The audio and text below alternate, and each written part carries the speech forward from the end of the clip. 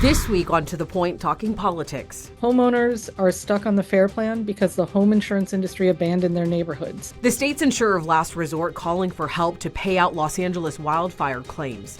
This as questions continue. Will federal aid for the fires come with conditions? Plus,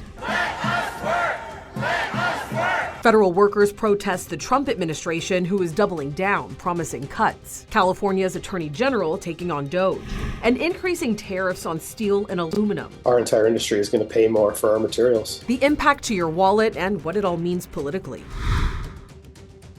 Thank you for joining us on To The Point. I'm Alex Bell, and we are talking California politics and the second Trump administration. Over the next half hour, we are breaking down this week's headlines with two California political insiders. But first, we want to start with the Los Angeles wildfires and the big news coming from the California Department of Insurance. Between the Eaton and Palisades fires, the FAIR Plan, California's fire insurance of last resort, has received some 4,800 claims so far, with estimated losses of more than $4 billion. Now, private insurance companies licensed to do business in the state will need to chip in $1 billion to help pay for the FAIR Plan claims. The FAIR Plan says they are in danger without it. Under state rules, it's possible homeowners could be on the hook to help insurance companies pay part of this $1 billion in one-time fees.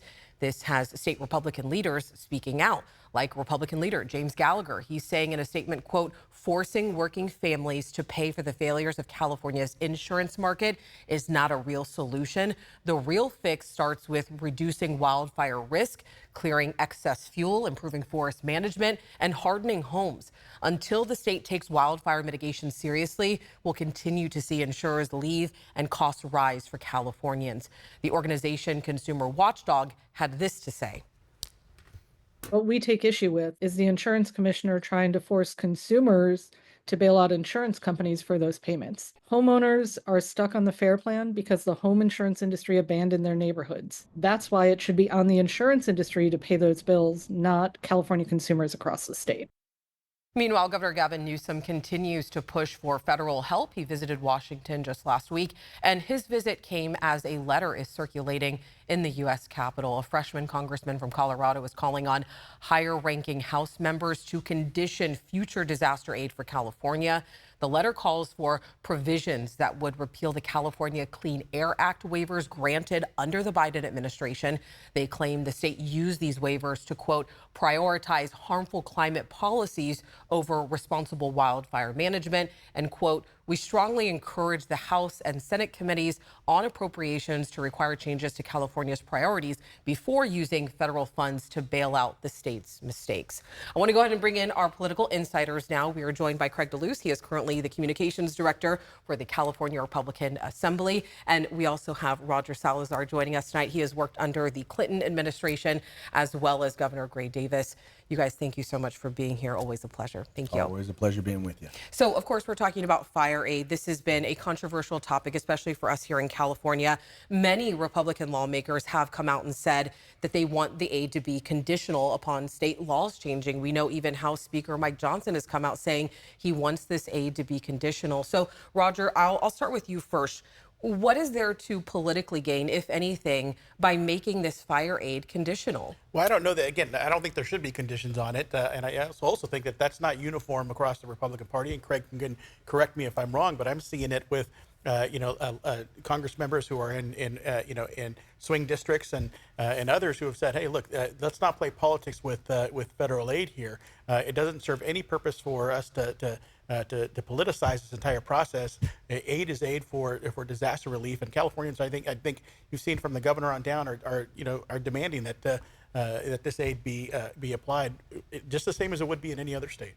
Craig, what's the tactic here? Is there anything to gain politically? What's the motive? Well, it's not as much politically as it is understanding that there are certain policy decisions that have been made by the legislature here in the state of California and the governor that increased fire risk. And all they're saying is, let's remove those impediments so that we can do a better job of mitigating fire risk.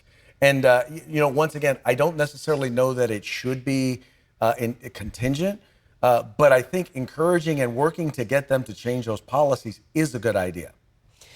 Could these conditions set a precedent for future federal aid to other states, do you think, Craig?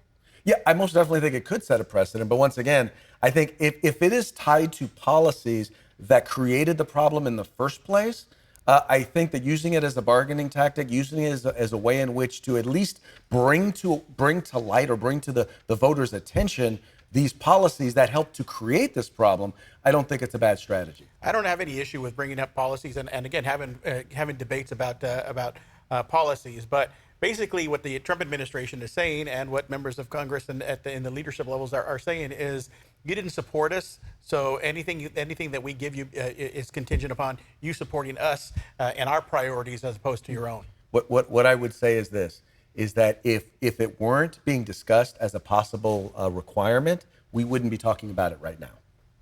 How do you think the situation is going to influence future interactions between state and federal governments regarding disaster relief? I would think that I'm hoping that state governments and local governments as well will start to be more forward thinking as they pass policies. Oftentimes what happens is when the minority party says, hey, this is an issue, in many states, the majority party actually listens and at least takes that into consideration. The issues that we're dealing with, the issues that we're talking about right now that they're saying added to this wildfire have been brought up by Republicans in the California state legislature since I was there 15 years ago. So this is not anything new. These issues are nothing new. It's just now, unfortunately, the people of Southern California are reaping the consequences of the lack of foresight by the California legislature. Well, what about the other conditions that some of the Republicans have brought up, like voter register, voter reform, or any kind of vote change? I don't think that should be contingent. Yeah, just disagree only with what's that. focused on wildfire mitigation and things like that. Wildfire mitigation, and by the way, in the way in which insurance has been handled in the state of California. The regulators had made it so that it was very, very restrictive for insurance companies to increase rates on the very individuals who, quite frankly, we knew that this was a possibility. If they could have increased the rates, then they probably wouldn't have canceled the policies, which means they then would have been on the hook to cover these costs. Well, I'm happy you brought that up. We actually did a special on the homeowners insurance crisis. So if you do want to watch that, that is streaming on our ABC 10 Plus app. But I do want to switch topics really quick. I do want to talk about the federal buyouts, because in Washington this week, the Trump administration pressing forward with plans to shrink the size of the federal government. Frustrated workers were seen protesting outside the Consumer Financial Protection Bureau on Tuesday after Elon Musk and his team essentially shut the agency down. The Bureau was created after the 2008 financial crisis to protect American families from unfair and deceptive practices, from everything from mortgages to credit cards. And the White House also fired the Inspector General for USAID this week after the watchdog's office warned DOJ's dismantling of the agency had made it nearly impossible to monitor more than $8 billion in humanitarian funds. Massive cuts were also announced at the Department of Education, slashing 89 independent research contracts worth nearly $900 million. We know that lawsuits have been filed, including lawsuits over buyouts offered to more than 2 million federal workers. Here was Trump on the matter just this week. I got elected on making government better, more efficient, and smaller. And that's what we're doing. And I think it was a very generous buyout, actually. According to ABC News, more than 70,000 workers accepted the buyout offer. The Trump administration first offered the buyout, saying either resign with pay until September or run the risk of being fired. The buyouts do not apply to every federal worker, though. The impact, though, still could be very great here in California. According to federal data, California is home to more than 147,000 federal workers. Only Washington, D.C. and Virginia, they're only home to more federal workers than us here in California. So, Craig, I'll start with you first. What is the goal here? Why is the administration doing this? Once again, I think it's twofold. Number one, one of the things that was noted was that they wanted to make sure the federal workers were coming in and were in office 5 days a week, and they're still getting a lot of... Not the remote work. Right, not the remote work, and they're still getting a lot of folks who are saying, we're not coming into work.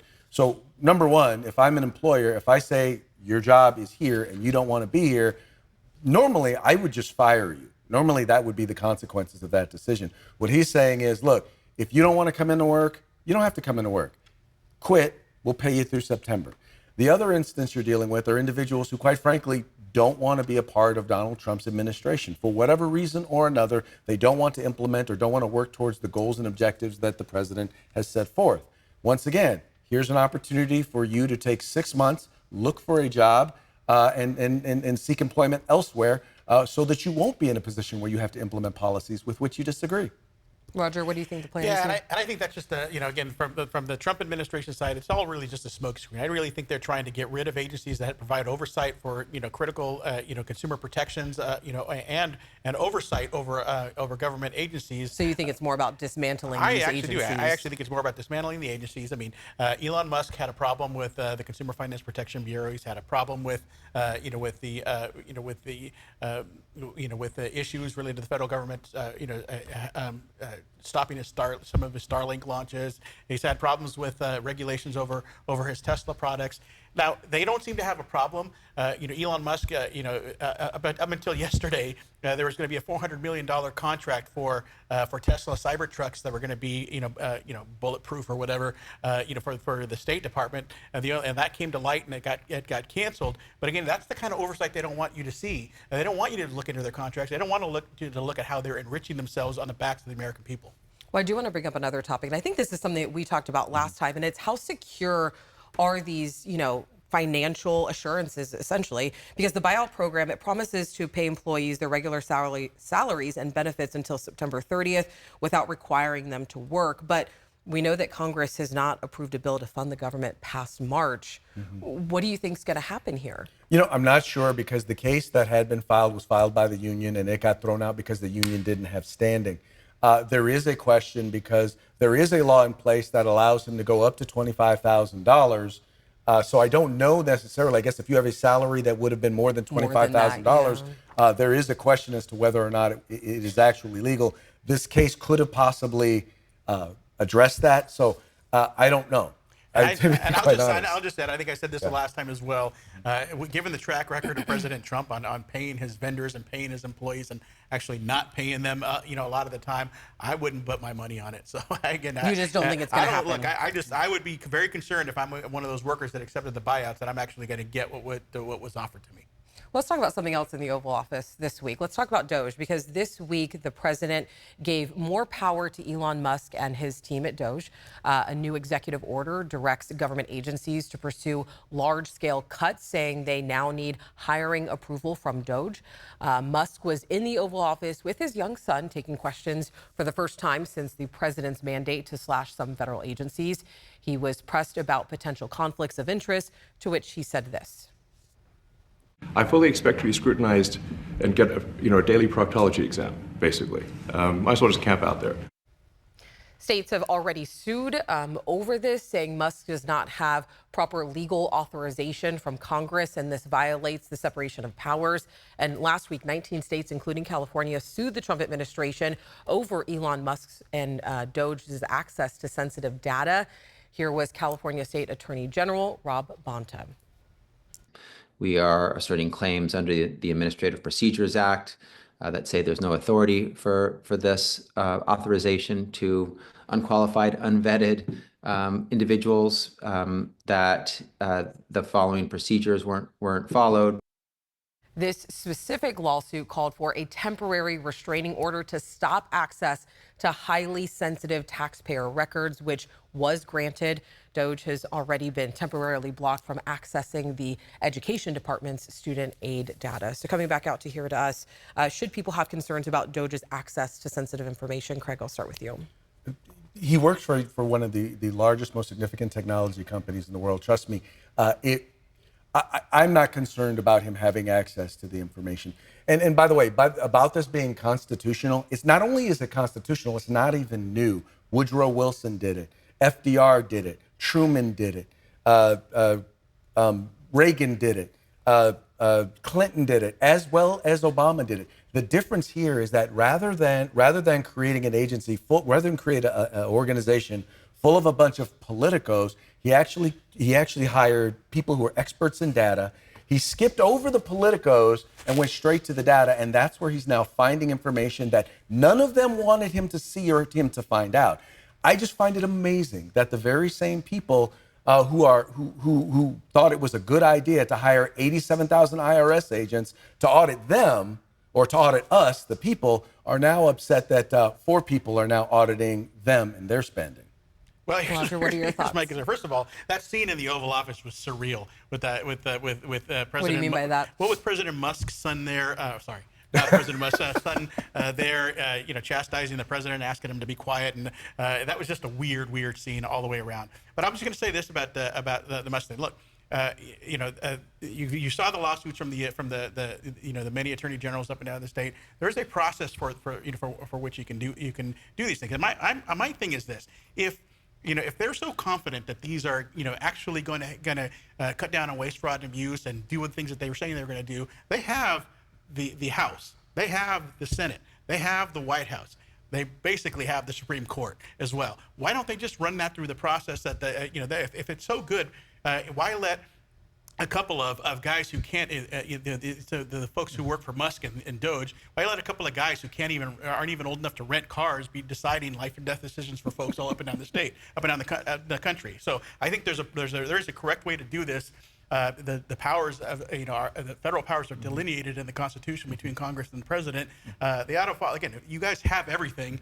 You guys have the complete control. Do it the right way. Well, first of all, okay, sex change operations in Guatemala is not life and death. Transgender plays in Ireland. Stop it! Stop it with this. They are not life and death. The reality is all of the other presidents that I had mentioned all went through that process. And how much waste, fraud, and abuse how much change did they actually do? Absolutely none. But you guys have everything now, so do it that way. Obama had everything. Clinton had everything. For people that are making the argument that they didn't elect Elon Musk and he's not an elected official, and they're saying that it's unconstitutional, I guess how much power do you think he should be allowed to have? Well, first of all, understand none of the decisions that are made by him are final. Everything has to go through the Trump administration.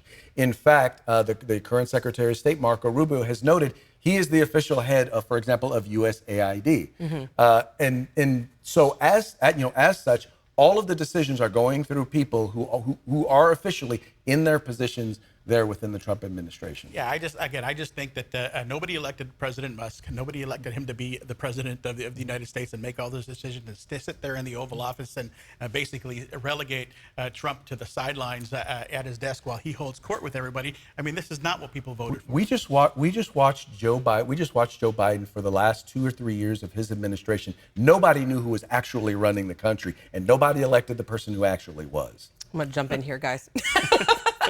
So talk to me. I want to talk a little bit about more the logistics. So give me some of the arguments from supporters and critics about the approach that Doge is taking to, impact government efficiency. Do you think they're taking the right approach? I think they're taking the right approach in that right now President Trump feels like he has a mandate. So he's going after the obvious, the low-hanging fruit, and he's bringing to light the most obvious things. Now, there's going to eventually be, once things start to slow down, there's going to be less obvious things that are going to start to come up that people are going to start to want to talk about. But bringing up the obvious things then gives them the authority or the moral authority, or at least the political position to be able to then go further. I think it's propaganda mostly. Yeah, look, you even heard it from Musk last week when he was previously in the Oval Office a couple of days before, when they asked him, hey, you had this whole thing about the $50 million in condoms, that wasn't correct. He's like, I'm going to be incorrect sometimes. Sometimes I'm not going to be correct. I think what they're trying to do is they're not getting the low-hanging fruit. They're trying to find examples that they can sensationalize to make political points as opposed to actually doing what they're supposed to be doing. What do you think the long-term impacts are going to be of the structure and efficiency that's being dismantled within the federal agencies? Do you think we're going to see long-term impacts in any way? Yeah, I do. I think if you're just going to basically have outsource the entire White House operation to businessmen who stand to make a buck off of the American public, that's not what government's about. This is not the White House isn't a place where you're supposed to get in there and cut deals for yourself on the side. They're openly doing it, and the fact is nobody cares because he's their guy. He's not cutting any deals for himself. You just said he was. I didn't say he was cutting deals for himself. They just said they were. The point that I wanted to make, though, was that when it comes down to it, I sit on a school board. We have outside auditors that come in and audit our books and let us know when we're doing things right and when we're doing things wrong. What we have had is in the past, we've had presidents bring people in and say, okay, we're going to audit ourselves. And then lo and behold, nothing changes. You bring in someone from the outside, people who are data experts, people who can get past the politicos. Because see, the politicos are only going to show you what they want you to see. So they're not looking at what people want them to see. They're looking at all the data and all of the information. And the problem is that there are many, both in Congress and there are many bureaucrats who are upset because they got caught with their hands in the cookie jar. I do want to ask one more question before we have to switch topics. If Doge's current strategies are stopped in the courts, like we've already seen, what alternative approaches do you see them taking in order to, increase government efficiency? I think that in the end, what will happen is there will need to be a more formal process between the advice given by Doge and the actions taken. Okay. I think that's the next step that the White House will do. Because in the end, there's nothing that's being done overall that's been deemed to be unconstitutional or illegal. It's mostly the fact that they feel like Doge is making the decisions and implementing the policies. Yeah, and I just think that again, there's a process for it. Again, there's a lot of these. If you want to eliminate agencies, Congress can do that. You've got the Congress, you've got the president, you've got the Supreme Court. Do it that way. Well, I know you guys would love to keep talking about Doge, but we're going to switch to tariffs now. President Donald Trump signed a new executive order on Thursday announcing reciprocal tariffs. Trump says new tariffs on countries will be on a case-by-case basis based on tariffs those countries impose on American products. For example, if a country imposes a 20% tariff on American goods, the U.S. could move to impose a 20% tariff on goods from there. So this is in addition to what happened on Monday. President Trump announced a new 25% tariff on all steel and aluminum imports. The move hopes to boost domestic manufacturers, but others believe that it could lead to higher prices from goods ranging from construction materials to canned foods and even cars. ABC 10's Garsh Palsanga has reaction from one local brewery and an economic expert. President Donald Trump imposing new tariffs on all steel and aluminum coming into the country. He says 25% without exceptions or exemptions. And that's all countries, no matter where it comes from, all countries. If made in the United States, however, United States of America, there is no tariff, zero. The move, however, raises concerns in industries that rely heavily on steel and aluminum. At least in my industry, steel and aluminum are pretty impactful of our day-to-day. Ryan Campani, a brewmaster at Touchstone Brewing in Sacramento, says even a 25% markup on materials could have a major impact. Our entire industry is going to pay more for our materials. Campania also pointed out how this tariff could affect more than just breweries. There's a lot of beer, there's a lot of soda, there's a lot of stuff in aluminum. From a giant chunk of metal to a can could change a lot of hands, and that 25% might be just the tip of the iceberg. But what does this mean for the broader economy? Dr. Gutche Sotomir, professor of business economics at Stanislaus State with the Foster Farms Endowment, warns that tariffs like these could slow economic growth and even lead to recession. Maybe this is being used as a negotiating tactic, but it's certainly a dangerous one, as I said before, because it may lead to retaliation and then it can spiral out of control. History tells us that it's a lose-lose situation for every party involved, country involved. Dr. Sotomir says even if these tariffs are retracted, he believes companies will capitalize on this and further increase the prices. If you do not resolve the currency wars and if you do not resolve the trade wars, then it leads to physical conflicts. With uncertainty being introduced into the equation, some businesses worry about what is around the corner. It's hard to have foresight with a reactionary behind the helm.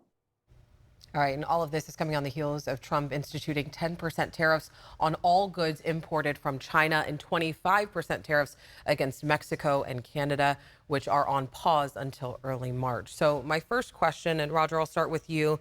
Is this a smart political move? Yeah, it just depends on how much the American public can withstand having higher prices for a period of time.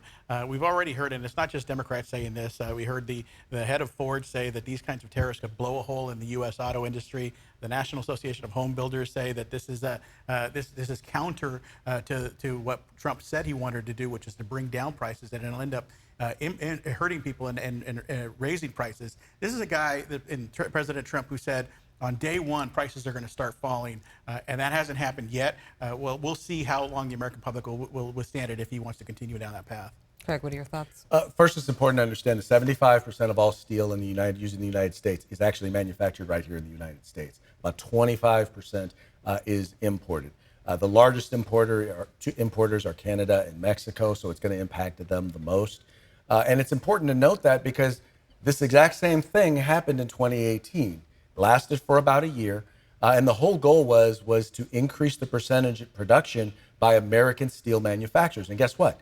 It worked. By 2019, both Canada and the United States actually pulled back on their tariffs. So it's already worked in the recent past, in the recent history. There's no reason to believe that it won't be effective going forward. And I do want to talk about something else, because on Thursday, President Trump continued to defend his tariff plan. So I want to take a look at what he had to say. If you build here, you have no tariffs whatsoever. And I think that's what's going to happen. I think our country is going to be flooded with jobs. What are your thoughts on that? Are we going to be flooded with jobs? I believe we will see an increase in this case, in particular when it comes to the steel industry. I think that some manufacturers that are already considering expanding, once it becomes more financially beneficial for them to expand within the United States, I believe that they will. What about you, Roger? Yeah, and if he doesn't collapse the economy first, I mean, that's the caveat. Right now, again, we were supposed to be seeing lowering of prices. That hasn't happened. And again, he said he was going to do that on day one. He has not. If we can continue down this tariff path, it's not just the Democrats saying it; it's business leaders all across the country who are saying this is going to have a tremendous impact on the American economy. And last question before we go: do you think that this is going to help Trump's plans to bring down inflation at all? I know that's something that he really talked about. Anyways. Not at all. Not for the short term. It will. He is right. It will. Said everything it will is a not. It will strategy not and do it plan. for. It will not necessarily do it for the short term. But the idea is not just about reducing inflation, because the reality is, even if you reduce inflation, it doesn't cause price reductions. What we need to do is we need to get the American economy to the point where workers are earning more money. And once they are earning more money, then the impact of those prices, which have already been increased and are not going to go back down, will impact them less. Yeah, I think we can agree on that. I think we all want to see increased economy and increased jobs. Hey, look at us. We're bringing things together here, and we're ending on a good note because we're actually out of time. Thank you both, as always, for joining us and giving us your insight and wisdom. We deeply appreciate it. And just so you know, you can always catch conversations like this on ABC 10+. Our app is free to download wherever you stream. Thank you so much for joining us. We'll see you next time.